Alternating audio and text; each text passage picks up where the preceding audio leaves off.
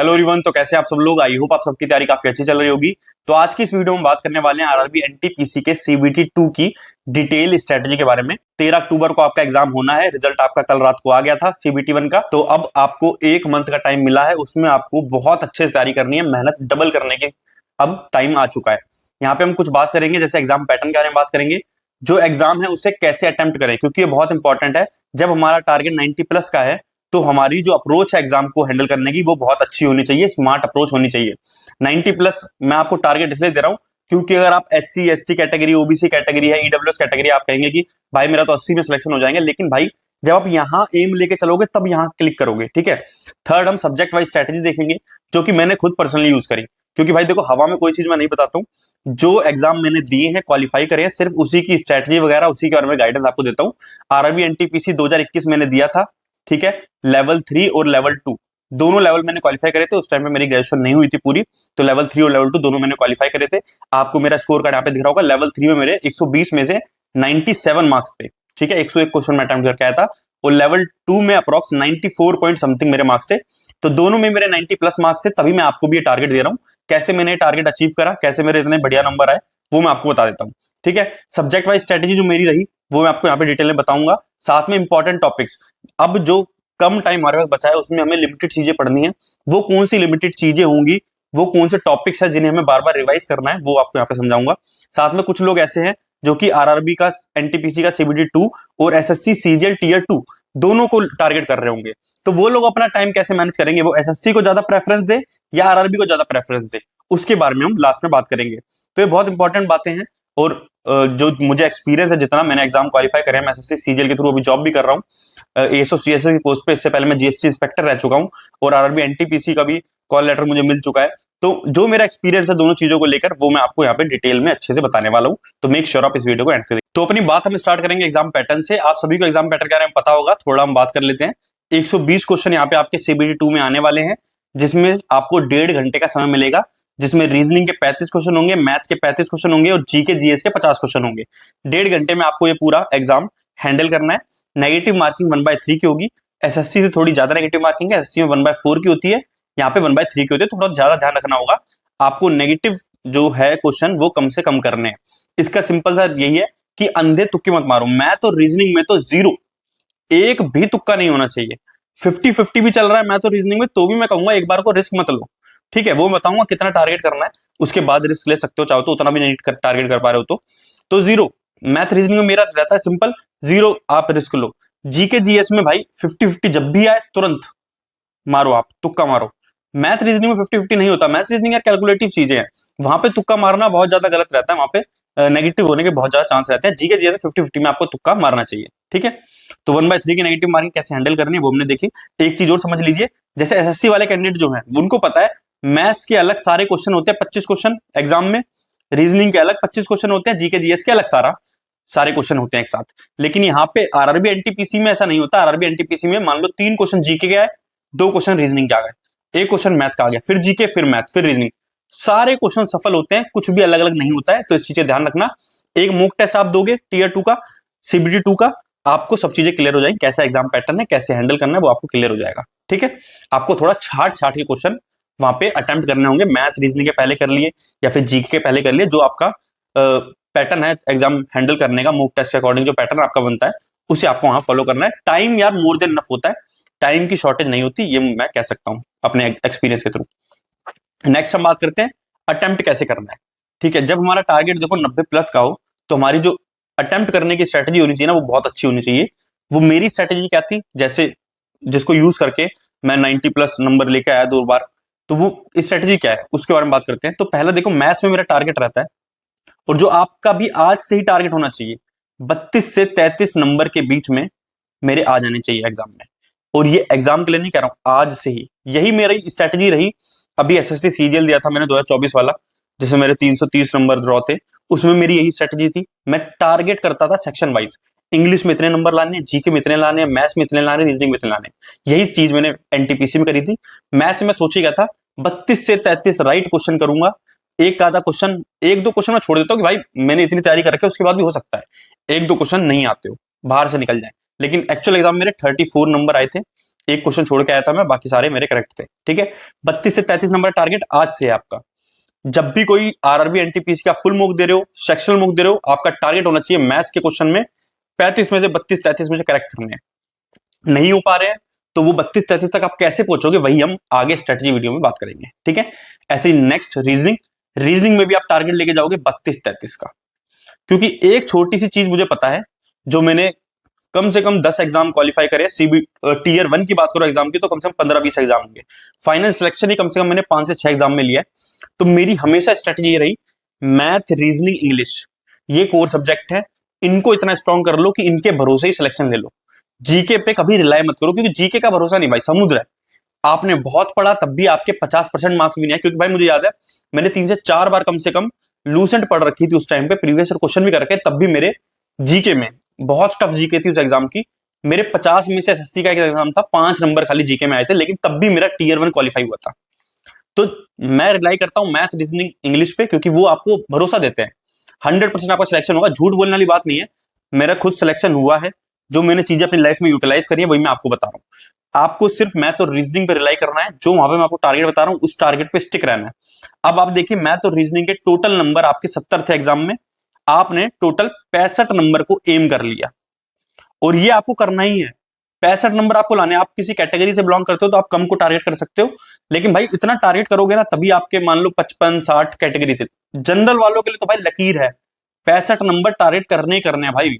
OBC और यूआर वालों सुन लो अच्छे से, 65 नंबर मैथ और रीजनिंग को मिला के लाने हैं, इससे कम में काम नहीं चलेगा। ठीक है, ये सच है। आप सोचो मैं जीके में 40 नंबर ले आऊंगा, तो ये झूठ बात है। हो सकता है आ जाए, मना नहीं कर रहा हूं, होने को तो कुछ भी हो सकता है आ जाए, लेकिन 100% श्योरिटी अगर आपको चाहिए तो आपको आज से ही, कभी भी सेक्शन मुक दे रहे हो, फुल मुक दे रहे हो, तो टारगेट लेके चलो। मैथ रीजनिंग के जितने क्वेश्चन है सबको मिला के 65 नंबर एवरेज मेरे आएंगे, इससे ऊपर ही आएंगे, इससे कम नहीं आएंगे। नेक्स्ट जीके जीएस 50 नंबर की है, इसमें मेरा टारगेट रहेगा 50% मार्क्स बस, क्योंकि ये अचीवेबल है, ये एक रियलिटी है, हम कर सकते हैं। 25 से 30 नंबर के बीच अगर आपके आ रहे हैं, बहुत शानदार है, बहुत बढ़िया नंबर है। आने को यार इंसान के 40 भी आ सकते हैं, 40 प्लस भी आ सकते हैं, मेरे खुद भी आए हैं इतने ज्यादा नंबर, लेकिन ये हमेशा नहीं चलता। पता चले बहुत टफ जीके आ गई, आप सोच के गए हो यार 40 नंबर लाने, आप अटेम्प्ट कर गए और इतने नेगेटिव हो गए कि आपने जो सही चीजें भी कर रखी थी वो भी आपकी नेगेटिव में चली गई, तो कोई मतलब नहीं है। जीके जीएस में 100% जो आंसर आता है उसे करें, सेकंड प्रेफरेंस दे 50-50। 2 ऑप्शन एलिमिनेट हो गए, 2 ऑप्शन में कंफ्यूज हो तो कर दे आंसर, उसके अलावा तुक्का यहां पे नहीं मारना। मैथ रीजनिंग में तो बिल्कुल भी तुक्का नहीं लगाना, जैसा मैंने आपको कहा। अब आप देखो, मैथ रीजनिंग में आपने कितना स्कोर कर लिया, 65 नंबर का। जीके में आपने कितना स्कोर कर लिया, ज्यादा नहीं, 25 नंबर स्कोर कर लिया। ऐसे ही आपके 90 नंबर बन गए। जीके में 25 से ऊपर जितने भी हैं वो सब 90 प्लस में जाएगा आपका। ठीक है, ये टारगेट सुनने में आसान लग रहा है, लेकिन डेली मोक में इसको आप अप्लाई करोगे, ये टारगेट लेके मोक देने बैठोगे तो अपने आप एग्जाम तक उस लेवल के लिए तैयार हो जाओगे। ठीक है, वो लेवल कैसे आएगा, कैसे हम मैथ रीजनिंग में 65 तक पहुंचेंगे, जीके में कैसे 25 से 30 में आएंगे, वो मैं आगे आपको बताता हूँ।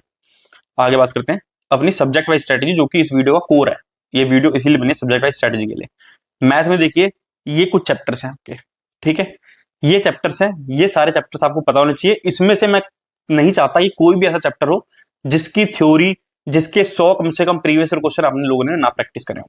ठीक है, ये चैप्टर देख लो, ये लाल लाइन जहां तक है यहां तक सारे अर्थमेटिक के चैप्टर्स हैं। ये आपके एडवांस मैथ के चैप्टर। नंबर सिस्टम को मैं एडवांस मैथ लेता हूँ भाई, फॉर्मेट थ्योरम है, यूलर थ्योरम है, इतने सारे रूल्स हैं इसके अंदर, जिसे बार बार रिवाइज करना पड़ता है। जो भी चैप्टर मुझे बार बार रिवाइज करना पड़ता है उन सबको मैं एडवांस मैथ में रखता हूँ। तो ये सारे चैप्टर आपके क्वालिफाई, आपके क्लियर होने चाहिए, आपके कॉन्सेप्ट क्लियर होने चाहिए। देखो, पहला स्टेज क्या होगा, अगर मान लो आपने टीयर 1 क्वालिफाई कर लिया, कुछ लोग ऐसे होंगे टीयर 1 क्वालिफाई कर लिया लेकिन टीयर 2 की मैथ को लेकर आप अभी श्योर नहीं हो, मैथ आपकी स्ट्रॉन्ग पार्ट नहीं है, तो आपको पहली चीज क्या करनी है, पहला स्टेज आपके लिए रहेगा, आज से ही डेली एक चैप्टर उठाओ। ठीक है, जैसे मैंने पहला चैप्टर में परसेंटेज उठाया, उसे अपने टीचर के नोट्स जो मैंने बना रखे थे उसे रिवाइज करा। आप लोग सीबीटी 1 क्वालिफाई करके आ रहे हो, मैं ये नहीं मानता कि आप लोगों ने कोई चैप्टर नहीं पढ़ा होगा। एक आधा चैप्टर इसमें से होगा जो आपने नहीं पढ़ा होगा, वो आप टाइम निकाले कर लेना। आपको अभी से ये करना है, एक चैप्टर आज आपने उठाया परसेंटेज, उसे 1 घंटे में टीचर के जो भी नोट्स थे उसको रिवाइज कर लिया। आप बोलोगे बहुत बड़े नोट्स है टीचर के, 5-5 क्वेश्चन हर टाइप के पकड़ के रिवाइज कर लो, टीचर के नोट 1 घंटे में रिवाइज हो गए। उसी चैप्टर को उठाओ, 1.5 घंटे का समय दो अपने आप को, और 100 क्वेश्चन का टारगेट है 1.5 घंटे करने का। आपके 70 हो पाते हैं, 60 हो पाते हैं, कोई बात नहीं, 1.5 घंटे में मैक्सिमम क्वेश्चन जो आप कर पाओ उसी चैप्टर के परसेंटेज के ही प्रीवियस ईयर क्वेश्चन बोल रहे हैं मैंने यहाँ पे, जो पहले आ चुके हैं वो कर रहे हैं आपको। ठीक है, लेटेस्ट क्वेश्चन 2021 से 25। अगर आप एसएससी के कैंडिडेट हो तो आपको कोई अलग से आरआरबी की बुक लेने की जरूरत नहीं है। एसएससी की जो प्रीवियस ईयर की बुक है, ठीक है, उसी बुक से आप 2021 से 25 तक के 100 क्वेश्चन प्रैक्टिस कर लो, बस काम हो जाएगा। अगर आपके पास रेलवे की प्रीवियस ईयर की बुक है, कोई आपने अलग से ले रखी है, तो आप उसको कर सकते हो। बाकी मेरे टेलीग्राम चैनल पर बुक पड़ी होंगी फ्री में, वहां से भी आप कर सकते हो। तो यही चीज आपको करनी है। ये चीज जितने चैप्टर हैं, मान लो 15 चैप्टर है, 15 दिन लगेंगे। ठीक है, ये चीज आपकी क्लियर हो जाएगी। साथ में आप मोक वगैरह दोगे तो वहां से आपकी जो सेक्शनल मोक वाली चीज है वो भी अच्छे से हो जाएंगी। तो जो लोग मैथ को लेकर अभी श्योर नहीं है, जिन्हें कॉन्फिडेंस नहीं आ रहा है, उनको ये चीज करनी है। अगर कुछ लोग ऐसे होंगे जिनकी मैथ बहुत अच्छी हो चुकी होगी, मैथ में उन्होंने सारे सिलेबस कर लिया है, प्रीवियस ईयर क्वेश्चन एक बार प्रैक्टिस कर चुके हैं, उन्हें सेकंड स्टेज पे आना है। सेकंड स्टेज पे क्या होगा? सेकंड स्टेज पे आपको करना क्या है? डेली एक सेक्शनल मोक देना है।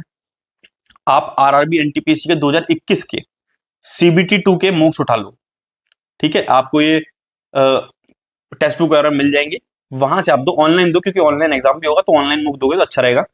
सीबीटी 2 के मोक्स दो वहां पे, डेली आप सेक्शनल मोक दो।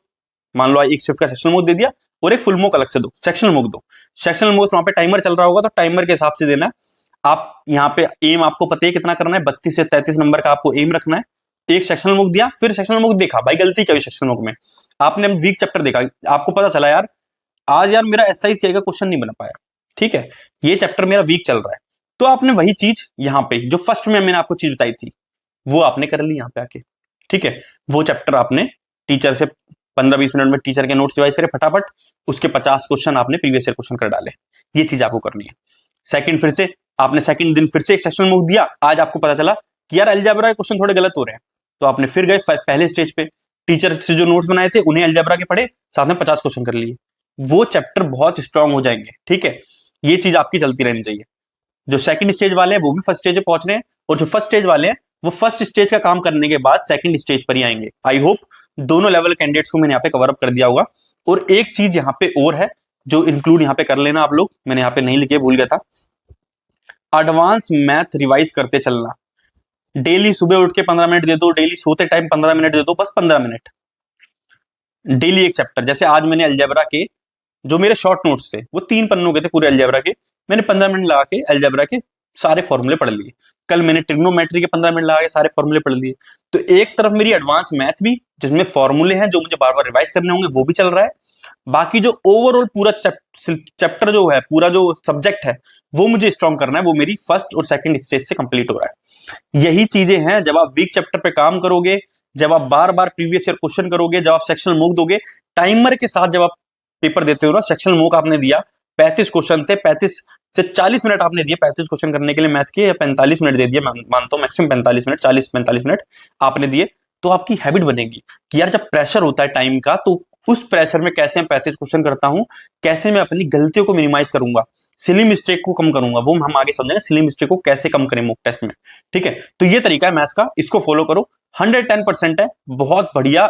आपका जो अभी लेवल है ना, उससे 2 लेवल आप अभी मिलोगे जब एग्जाम देने जाओगे। ठीक है, बहुत बार आजमाया हुआ है मेरा ये method, CGL, CHL, MTS, RRB, NTPC, सब एग्जाम में यही मेथड मैंने हमेशा फॉलो करा। सेक्शनल मोक को मैं कभी नहीं छोड़ता था, सेक्शनल मोक, और वहां से मुझे अपनी गलती पहचानने का जो फायदा मिला वो और किसी चीज से नहीं मिला। सेकंड चीज है रीजनिंग। रीजनिंग देखो क्या करना है, रीजनिंग का सिलेबस आपके सामने है। ये एनालिटिकल रीजनिंग आजकल पूछी जा रही है काफी, रेलवे के एग्जाम में भी काफी आती है। यहाँ पे मैंने टीचर का नाम दे दिया है, कई लोगों ने नहीं पढ़ी होगी तो यहाँ से पढ़ सकते हैं, डीसीए विद राहुल सर, उन्होंने ये चैप्टर्स काफी अच्छे से पढ़ा रखे हैं। वरना इवन कोचिंग सेंटर है, वहां पे टीचर है, उन्होंने हिंदी भी काफी अच्छे से पढ़ा रखे हैं। और एक चैनल है एंड गेम यूट्यूब, ठीक है, उन्होंने प्रीवियस ईयर क्वेश्चन दे रखे हैं इन सभी चैप्टर्स के, तो ये बहुत बढ़िया रहेगा। एंड गेम नाम है, ठीक है, END game. Even coaching centre से हिंदी में आप सारे चैप्टर पढ़ सकते हो। Inequality chapter DCA with Rahul sir है, बहुत अच्छा पढ़ा रखा है, इन्होंने ये चैप्टर्स भी पढ़ा रखे राहुल सर ने। तो ये 3 टीचर का नाम बता दिए, जिनसे अच्छा लगे, जिनका समझ में आए ये पढ़ लेना। काफी सारे लोगों ने जिन्होंने ये चैप्टर नहीं पढ़े होंगे, क्योंकि मेरे साथ भी कई बार ऐसा होता था, सीजीएल में भी मैंने भी टीयर 1 के बाद ये चैप्टर पढ़ने चालू करे थे, तो आप पढ़ सकते हैं। और ये बेसिक चैप्टर्स हैं, ये 12 चैप्टर रैंकिंग और सीक्वेंस तक, ये कुछ चैप्टर्स हैं जो मुझे टफ लगते हैं और जो आप लोगों को भी टफ लगते होंगे। आपको पता नहीं होगा टफ लगते हैं नहीं लगते, लेकिन लगते हैं। ठीक है, यहीं पर ही गलती होती है रीजनिंग में, यहीं से नंबर कटते हैं।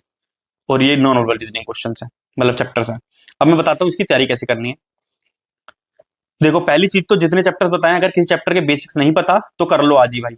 ठीक है, आपको मान लो 3 चैप्टर इसमें मिल गए, उसके आपको बेसिक नहीं पता, डेली आप आधा आधा घंटे के घंटा निकाल के पहले बेसिक करो। फर्स्ट एम तो ये होना चाहिए भाई हम CBT 2 में बैठने जा रहे हैं, फाइनल स्टेज में बैठने जा रहे हैं, तो कोई चैप्टर ऐसा ना हो जो हमारा कंप्लीट ना हुआ हो। कंप्लीट तो हर चीज हो गई हो कम से कम, ये पहला स्टेप होगा। सेकंड होगा डेली सेक्शनल मॉक तो देना ही है। जब हम चैप्टर के बेसिक कंप्लीट कर रहे हैं ना, तब भी डेली सेक्शनल मॉक जरूर दो। 35 क्वेश्चन होंगे, ठीक है, और लगभग 35 मिनट ही लो करने के लिए, 35 मिनट लो, और एम रखो 32 से 33 नंबर, जो मैंने आपको पहले बोला 35 मिनट में 32 से 33 नंबर आने चाहिए। सेक्शनल मॉक डेली देना है। उसमें भी क्या करना है, यहाँ पे कुछ टफ चैप्टर्स हैं डेली सेक्शनल मॉक के साथ साथ। यहाँ पे हम वीक चैप्टर नहीं पहचानेंगे, क्योंकि रीजनिंग में ऐसा कुछ वीक चैप्टर नहीं होता है, सिली मिस्टेक ज्यादातर होती है। अगर आपकी गलती होगी तो मुझे पता है ये कुछ 5 चैप्टर हैं, odd one out, analogy, missing number, number series, alphabet series या कोड डिकोडिंग। इसी में आप गलती भी करोगे या फिर इसी को आप छोड़ भी दोगे। स्किप, ज्यादातर क्वेश्चन जो लोग स्किप करते हैं ना, चाहे कितना भी अच्छा कैंडिडेट हो, बहुत पुराना कैंडिडेट क्यों ना हो, वो इन्हीं चैप्टर के क्वेश्चन स्किप भी करता है। तो इसके लिए हमें क्या करना है, जो टफ चैप्टर है, मैंने रेड में बॉक्स बना रखा है, रेड में इसलिए लिखा है यहाँ पे, ये 5 चैप्टर हैं, ठीक है। इन 5 चैप्टर के डेली आपको 5-5 प्रीवियस ईयर क्वेश्चन करने हैं, चाहे आप पे SSC की बुक है, चाहे आप पे रेलवे की बुक है, किसी की बुक है, प्रीवियस ईयर की बुक उठाओ, वहां से daily 5 question odd one out, 5 analogy, 5 missing number, 5 number series और 5 कोडिंग डिकोडिंग। डेली 25 क्वेश्चन की प्रैक्टिस हो गई। इससे फायदा क्या होगा सर, आप मुझसे पूछोगे। भाई फायदा ये है इससे, ऑड वन आउट में एक सीरीज होती है 2, 4, 8, अब आगे क्या आएगा, आगे प्लस होगा, माइनस होगा, मल्टीप्लाई होगा, डिवाइड होगा, स्क्वायर रूट होगा, क्यूब होगा, बहुत पॉसिबिलिटीज है। लेकिन जब आप इन सारी पॉसिबिलिटी को डेली अपने दिमाग में चलाते रहते हो तो आपका दिमाग बहुत डायरेक्शन में चलता है। आप एग्जाम में बैठोगे तो आपको क्वेश्चन समझ में नहीं भी आ रहा होगा ना, नहीं बन रहा कुछ भी, आप इतने सारे कॉम्बिनेशन वहां पे यूज कर दोगे, प्लस हो सकता है, माइनस हो सकता है, क्या मल्टीप्लाई हो सकता है, क्या आप पे बहुत सारे कॉम्बिनेशन, आपने अलग अलग तरीके डेली 25 क्वेश्चन करके अलग अलग तरीके देखे, तो एग्जाम में जो आपको क्वेश्चन छूटने वाला भी है ना, वो भी आपका कहीं ना कहीं से आप कोई ना कोई, आपने इतने सारे तरीके कॉम्बिनेशन पढ़ा, कहीं ना कहीं फिट कर दोगे उसको, और वो क्वेश्चन भी हो जाएगा। तो ये फायदा इसका मिलेगा। तो डेली सेक्शनल मॉक साथ में, ये टफ चैप्टर है, इनके 5-5 क्वेश्चन करने हैं, और बाकी कोशिश करना ये जो चैप्टर्स है ना, इनसे थोड़े क्वेश्चन बनते हैं आजकल, 1-2 क्वेश्चन आते हैं इनसे भी, तो इनको आप कवर अप कर लो और इनकी थोड़ी प्रैक्टिस आप करके जाना, ठीक है। ज्यादा इस पे मतलब रिलाई नहीं करना इन चैप्टर्स पे, क्योंकि ये देखो थोड़ा यार एग्जामिनर का पॉइंट ऑफ व्यू भी हमें मैटर करता है। आपका तरीका, आपको बेसिक पता होना चाहिए कि एग्जाम वाले, रेलवे वाले जो क्वेश्चन देते हैं वो उसमें क्या सोचते हैं, कैसे सोचते हैं, वो आपको यहाँ पता होना चाहिए। तो रेलवे के प्रीवियस ईयर क्वेश्चन इनसे जो रिलेटेड है, उन्हें एक बार देख लोगे तो काफी फायदा मिलेगा इसमें। और एनालिटिकल रीजनिंग जो है ना, वहां पे काफी लोग बोलते हैं प्रैक्टिस मटेरियल नहीं मिलता, क्वेश्चन इनकी कैसे प्रैक्टिस करें, तो ज्ञानी लर्नर मेरा टेलीग्राम चैनल है, लिंक आपको डिस्क्रिप्शन में मिल जाएगा। वहां पे इसकी प्रैक्टिस के लिए जो भी मटेरियल मेरे पास अवेलेबल है, काफी सारा मटेरियल है, सारा मटेरियल आपको दे दूंगा। इन सारे चैप्टर्स की प्रैक्टिस आप कर सकते हो, ये एनालिटिकल रीजनिंग वाले, ठीक है। ये तरीका रहेगा, डेली सेक्शनल मॉक दो, साथ में जो टफ चैप्टर्स हैं, ये जिनसे नंबर कटने के चांस ज्यादा हैं आपके, उनके 5-5 क्वेश्चन प्रैक्टिस करो बस। रीजनिंग में इससे ज्यादा कुछ नहीं करना, ये बहुत ज्यादा सफिशियंट है। बस इसके अलावा आपको लगता है कि कोई चैप्टर है यार, सिलोजिज्म है, मेरा डेली गलत होता है, बार बार गलत होता है, तो आप उसके प्रीवियस ईयर क्वेश्चन देख सकते हैं, उसकी थ्योरी आपको रिवाइज करने रिवाइज कर सकते हैं। बाकी रीजनिंग में ज्यादा दिक्कत नहीं आती है, बहुत सारे लोग आप में से हैं, आप लोग भी जानते होंगे, रीजनिंग में इतनी प्रॉब्लम नहीं होती। थर्ड जो हमें सबसे ज्यादा दिक्कत तकलीफ देगा, जीके जीएस। यहाँ पे हमारा टारगेट स्कोर कितना है, 50 नंबर टोटल आने वाले हैं, 50 मार्क की बातचीत चल रही है यहाँ पे, हमें 25 से 30 लाने हैं। हम लोग कुछ हवाबाजी नहीं कर रहे भाई। उन टीचर की तरह बात नहीं करूंगा कि भाई ये मेरी एक वीडियो देख लो, आपके 50 में से 45 प्लस क्लियर। जीके जीएस यार, जो हम हैं, मैं हूं, जैसे आप लोग हो, आप लोग मालूम है, आप लोग एग्जाम में बैठते हो, टीचर की तरह थोड़ा है कि भाई एग्जाम में कहीं बैठे नहीं बस वीडियो बना रहे हैं। एग्जाम में बैठे अपन लोग, हमको पता है कि भाई 40 नंबर लाना मजाक नहीं है। 10 मॉक टेस्ट आप आज दो, मैं कहता हूँ आपका लेवल बहुत अच्छा हो, ठीक है, आप में से कोई भी, आपका लेवल बहुत अच्छा हो, 10 मॉक टेस्ट दो सेक्शनल जीके जीएस के, आपके भाई हो सकता है 5 बार, 4 से 5 बार 40 तक नंबर आ जाए। जब आपका लेवल बहुत अच्छा है तब 40 बार, 40 नंबर आपके 4 से 5 बार आएंगे, 5 बार होएगा तब भी कि 30 से कम नंबर आएंगे बहुत अच्छे लेवल में भी। तो हमेशा 40 नंबर लाना नॉट पॉसिबल, कभी पॉसिबल नहीं, कितना ही पढ़ लो। एक ये है 25 से 30 वाला, जो है 10 मॉक टेस्ट दोगे, 8 में आपके 25 से 30 के बीच में आ जाएंगे। तो ये एग्जाम में भी कर सकते हैं, एग्जाम में भी टफ आएगा तब भी ये अचीव कर सकते हैं। मैथ रीजनिंग वाला जो मैं आपको बता रहा हूँ, वो एग्जाम में भी आप आज भी आप 10 मॉक टेस्ट दोगे सेक्शनल मैथ और रीजनिंग के, आप 65 प्लस अचीव कर लोगे अगर आपका लेवल अच्छा है। तो मैंने अभी मुझे 6-7 महीने होने जा रहे हैं, मैंने तैयारी बिल्कुल नहीं करी है, मैथ रीजनिंग बिल्कुल नहीं देखा है, क्योंकि मैं तैयारी से बिल्कुल हट चुका हूं। लेकिन आज ही मुझे मालूम मैथ रीजनिंग में 65 प्लस कर लूंगा, ठीक है। तो वो एक चीज होती है, कुछ सब्जेक्ट ऐसे होते हैं जिनमें आप एम रख रहे हो और एम को अचीव कर सकते हो। जीके वो सब्जेक्ट नहीं है जिसमें आप बहुत ज्यादा एम रख लो, फिर वो हो जाएगी अपने आप से झूठ बोलने वाली बात। 100% सिलेक्शन चाहिए और अपने आप से कोई मजाक नहीं कर रहे, आप सीरियस सिलेक्शन के लिए, तो मैथ रीजनिंग पे बहुत अच्छा काम करना पड़ेगा, बहुत बढ़िया करके ले जाना पड़ेगा, यही आपको सिलेक्शन दिलाएगा। जीके जीएस सिर्फ आपको आगे बढ़ाएगा, पुश करेगा। इसमें आपको एक रियलिटी वाले टारगेट लेने हैं। तो यहाँ पे देखिए हिस्ट्री में एंशिएंट इंडिया, प्राचीन भारत, तो यहाँ पे कुछ ये टॉपिक्स है, इन टॉपिक्स को आपको पढ़ लेना है। आपने अगर अभी तक कुछ नहीं पढ़ा है, आपकी जीके इतनी स्ट्रांग नहीं है, तो कम से कम इन टॉपिक्स को आप बार बार रिवाइज करिए, क्योंकि एनटीपीसी के सिलेबस के अकॉर्डिंग मैंने निकाला है और जो प्रीवियस ईयर में पेपर्स पूछे गए उनमें ये टॉपिक्स बहुत ज्यादा डिमांड में रहे, यहाँ से ज्यादा क्वेश्चन बने। तो कम से कम इनको तो आप एक दो बार रिवाइज करके जाइएगा ये टॉपिक्स को। ऐसी मध्यकालीन भारत में कौन कौन से इंपॉर्टेंट टॉपिक्स है वो आपके यहाँ लिखे हैं। आधुनिक भारत के इंपॉर्टेंट टॉपिक्स कुछ अलग हैं, जैसे पुस्तक लेखक, युद्ध और संधियां जो हुई, ये आपको लूसेंट बुक में पीछे मिल जाएगा, वहां पे आपकी पुस्तक और लेखक वगैरह दे रखे हैं, यहाँ से क्वेश्चन। कई लोग इसे स्टैटिक जीके में गिनते हैं, लेकिन ये हिस्ट्री का ही पार्ट है, तो इसको आप कर लीजिएगा। पॉलिटी में कुछ इंपॉर्टेंट टॉपिक्स हैं वो यहाँ पे लिखे हुए हैं, इन्हें कर लीजिएगा। इन्हें 2 बार कम से कम रिवाइज करके जाइए और इनसे रिलेटेड प्रीवियस क्वेश्चन में आपको पढ़ लेना है। ज्योग्राफी में देखिए आजकल जो फोकस रह रहा है वो इंडिया की ज्योग्राफी ज्यादा रह रहा है। जैसे कंटिनेंट ओशन वाला पार्ट है, इसे आप छोड़ सकते हैं, ठीक है। सौर मंडल से थोड़े क्वेश्चन आते हैं, लेकिन इतना ज्यादा इंपॉर्टेंट नहीं है। ये भारत का नदी नाली तंत्र, ये बहुत ज्यादा इंपॉर्टेंट, ड्रेनेज सिस्टम बहुत ज्यादा इंपॉर्टेंट है भारत का। भारत की झीलें, भारत के दर्रे, भारत के पर्वत बहुत इंपॉर्टेंट है। भारत का भौगोलिक दृश्य क्या है, हमारी जो ये समुद्री रेखा है वो कितनी बड़ी है, हमारी जो भौगोलिक रेखा है वो कितनी बड़ी है, हमारे पड़ोसी देश कौन कौन से हैं, ये बहुत इंपॉर्टेंट है। जनगणना से तो हर बार एक क्वेश्चन कंफर्म है, अभी लिख के दे सकता हूं मैं, एक क्वेश्चन आएगा कंफर्म, ठीक है। नेशनल पार्क वगैरह थोड़ा पढ़ लीजिए कौन सा कहाँ पे, क्योंकि एनटीपीसी में एसएससी ने तो बंद कर दिया अब आजकल नेशनल पार्क बायोस्फीयर रिजर्व पूछना, लेकिन एनटीपीसी में पूछे जा रहे हैं आजकल, तो इसे कर लीजिएगा।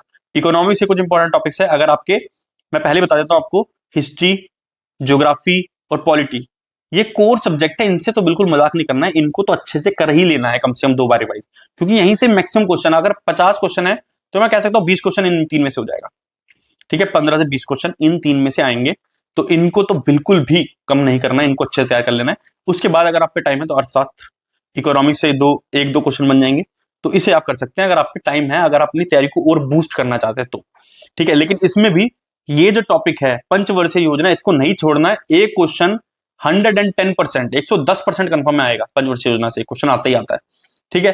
तो पंचवर्षीय योजना तो कर ही के जाना है आपको इकोनॉमिक्स में। जनरल साइंस में फिजिक्स के कुछ इंपॉर्टेंट टॉपिक, केमिस्ट्री के, बायो के, वो आपके लिखे हैं। एनटीपीसी में ग्रुप डी जैसा काम नहीं चलता, साइंस के बहुत ज्यादा क्वेश्चन नहीं पूछे जाते। जैसे एसएससी में 4 से 5 क्वेश्चन टोटल पूछ ले साइंस को मिला के, तो 4 से 5 क्वेश्चन ही साइंस के आएंगे, तो इतना ज्यादा साइंस पे घुसना नहीं है कि साइंस ही साइंस आएगी, बहुत ज्यादा साइंस आएगी, तो बहुत ज्यादा साइंस नहीं आती है, ठीक है। मुझे भी ऐसा डर लगा था, क्योंकि मैं तो भाई सीजीएल की तैयारी करके गया था और मैं बस बैठ गया था जाके, क्योंकि भाई मेरा उस टाइम पे यूएफएम वगैरह लग गया सीएचएल में, मैं फेल हो गया था सीएचएल से, तो मैं चला गया था कि भाई मुझे देना जाना पड़ेगा। तब भी वहां पे साइंस इतनी नहीं आई थी, साइंस मैंने नहीं पढ़ रखी, तब भी कोई दिक्कत नहीं आई। मिसलेनियस पार्ट ऐसे रेलवे में काफी पूछ जाता है, त्योहार, ये आपको देखिए मिसलेनियस पार्ट जो है ना स्टैटिक जीके वाला, ये कहां से प्रिपेयर करना है, ये आपको प्रीवियस ईयर का बेस लेके करना है। प्रीवियस ईयर में आरआरबी ने जो एग्जाम लिए उसमें फेस्टिवल कौन कौन से पूछे, कौन कौन से नृत्य और नृत्यक के बारे में पूछा, कौन कौन से मॉन्यूमेंट्स पूछे, ठीक है। ये चीजें आपको करके जानी पड़ेगी। और ये इंपॉर्टेंट ऑर्गेनाइजेशन, तो ये स्टैटिक पार्ट है, बिल्कुल ही सारी चीजें लिखी हुई हैं बुक में, इसे आप पढ़ सकते हैं। Awards and honours, capital currencies, ये कैपिटल करेंसी वाला हटा दो पॉइंट, इसको मन नहीं पढ़ोगे तो भी काम चल जाएगा, इतना नहीं चल रहा आजकल ये, ठीक है। स्पोर्ट्स की बेसिक टर्मिनोलॉजी ये पूछी जा रही है, लेकिन इसको हम तैयार ज्यादा नहीं कर पाएंगे। बुक्स एंड ऑथर्स हमें पता है, हिस्ट्री वाली पढ़ लिया आपने, बाकी जो करंट में चल रही है आप करंट अफेयर से पढ़ लोगे।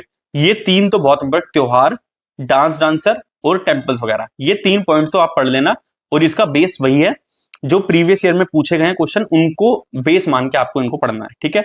करंट अफेयर देखिए 6 महीने से 1 साल तक की बोली जाती है, पढ़ लो, ठीक है, पढ़ लोगे तो अच्छा रहेगा, आपके काम आएगी।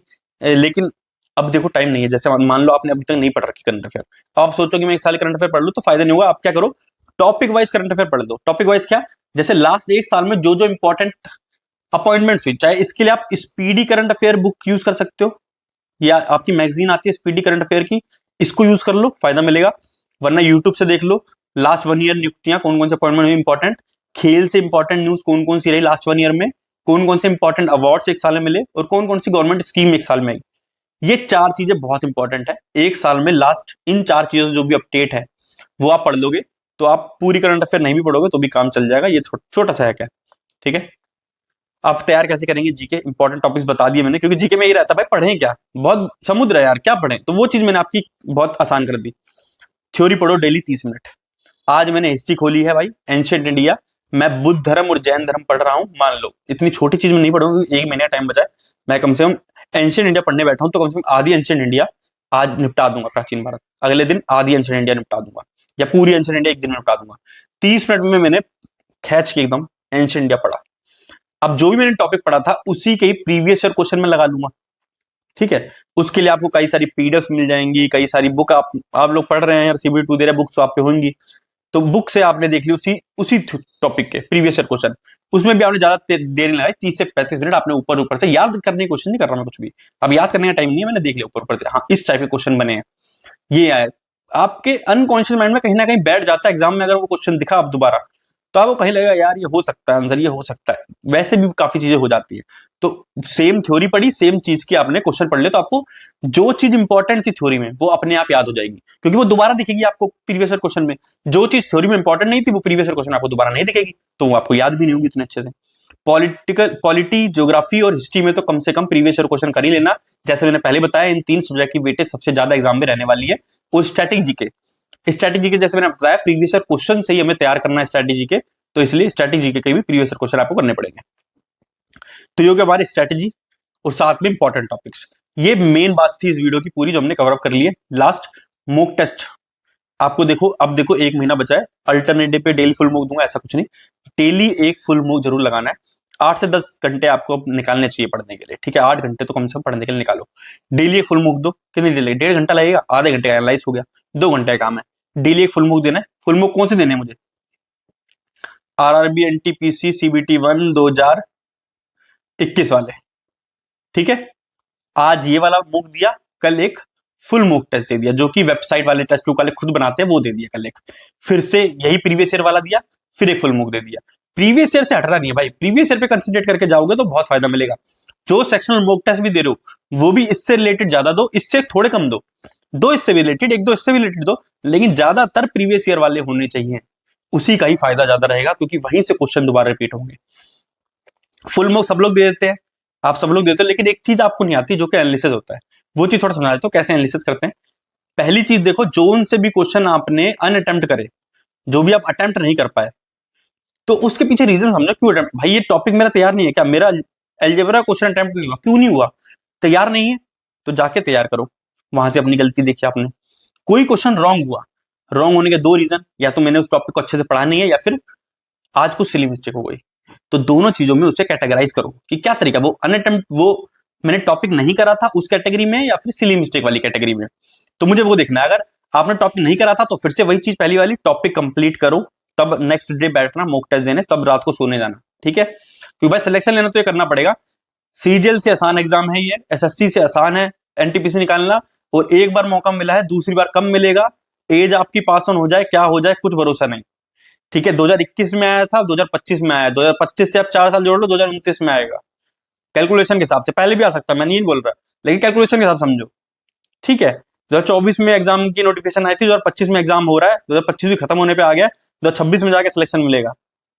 तो इस बार डू और डाई वाला काम है, इस बार भी नहीं हो रहा, नहीं मेहनत कर रहे हैं, मेहनत से चोरी कर रहे हो, तो आपकी गलती, किसी और की गलती नहीं।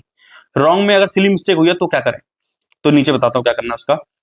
और थर्ड टाइप के क्वेश्चन कौन से देखने हैं, जिसमें एवरेज से ज्यादा टाइम आ रहा है। आपने क्वेश्चन था, आपने देखा लिख के आता ना टेक्स्ट बुक में साइड में, कि बच्चों ने इस क्वेश्चन को करने में 1 मिनट समय लिया, और आपने भाई 4 मिनट 3 मिनट ले लिए, तो उसे समझो भाई ऐसा क्यों हुआ।